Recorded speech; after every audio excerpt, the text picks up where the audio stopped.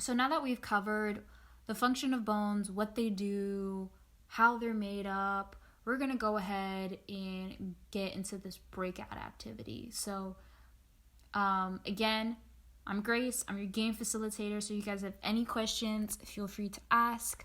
But we're going to go ahead and do a Kahoot review.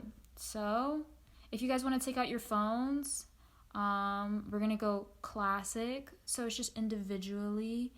And we're going to enter the game pin.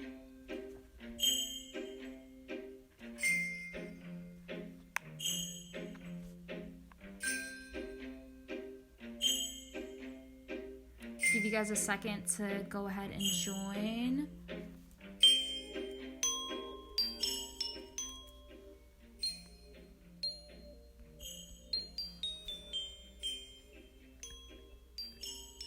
And then we'll begin. All right.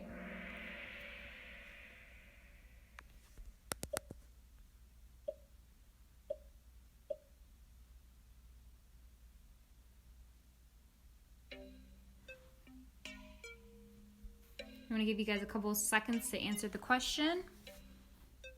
And then once everybody answers and it's up, I'll go ahead with the explanation. All right, so if you guys said all of the above, that's correct. So bones do support the body structurally. They do protect the organs because they are very dense and very strong. So they protect things like your lungs through your rib cage, your skull, your brain through your skull. And they do produce blood within the bone matrix. So those are all things that we covered. So if you said all of the above, you're correct.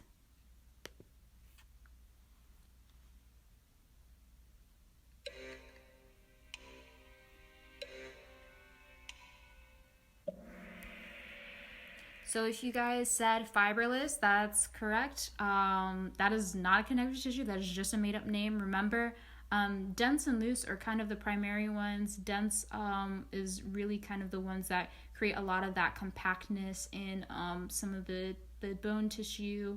And then loose is the ones that kind of give a little bit more liberty with the different tissues in the body, kind of like the skin, cells, and whatnot. Adipose is fat tissue, remember? But fibrous is just a random name. So if you guys got that right, good for you.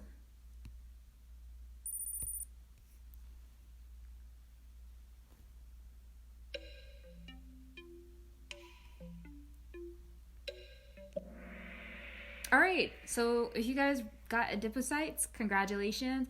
I kind of gave that away earlier. So when we're thinking about cells found in the bone, we want to think about root words. So osteo refers to bone. Osteocytes are the mature bones, and the osteoclasts and osteoblasts are the ones involved with bone remodeling and resorption. So remember that.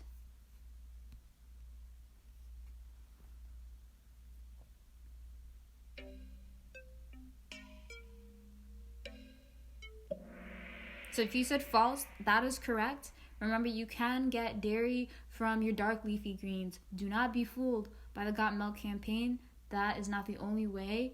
Dairy is a great source of calcium, but is not your only source, especially if you are lactose intolerant. So diversify your calcium sources. That's really, really important.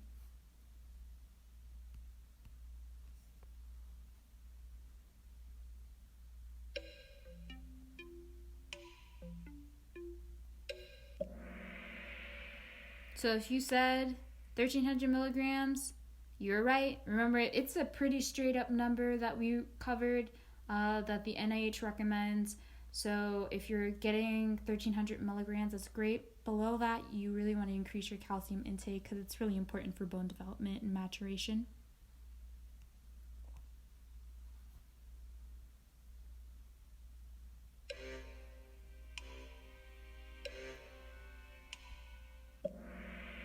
So if you answered true, that's correct. Remember, your femur is one of your leg bones, and they happen to be the heaviest and longest in the body, just because it really kind of needs to support all of that extra weight at the top.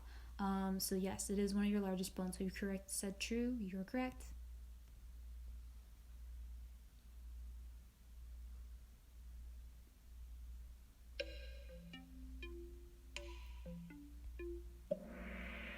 So if you said true, again, you are correct. Remember, yoga, sitting poses, and long distance are healthy bone promoting exercises because it's anything that kind of stimulates that stress in your bone to kind of go through that remodeling and resorption process. So really those are really key things.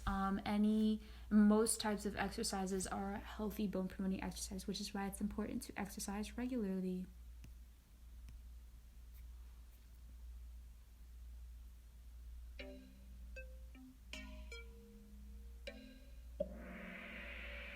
All right, so following that previous question, we have a range of exercises that we can do to promote bone development, but yoga and sitting poses are really low intensity. They don't require you to be out of breath, lifting anything super heavy, not anything intense like cardio or any insanity. I don't know if some of you are doing insanity at this age, but that's really crazy intense exercises.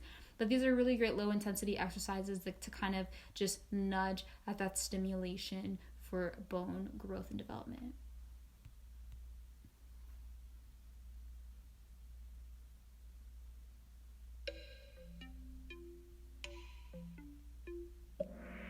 So if you answered vitamin C, you're correct. Vitamin C, does have a role that it plays in supporting bone health, but it's more so towards supporting immune system and immune response. Calcium, vitamin D, and magnesium are one of the they're about the most crucial vitamins and minerals that you can be getting in your body to support your bone health. So if you guys answer vitamin C, good for you. We're almost done. Kind of gave this one away earlier. So correct, if it's true. So remember, any sort of exercise or stress, movement helps stimulate that breakdown and build-up process known as remodeling and resorption. So if you answered that, that's correct.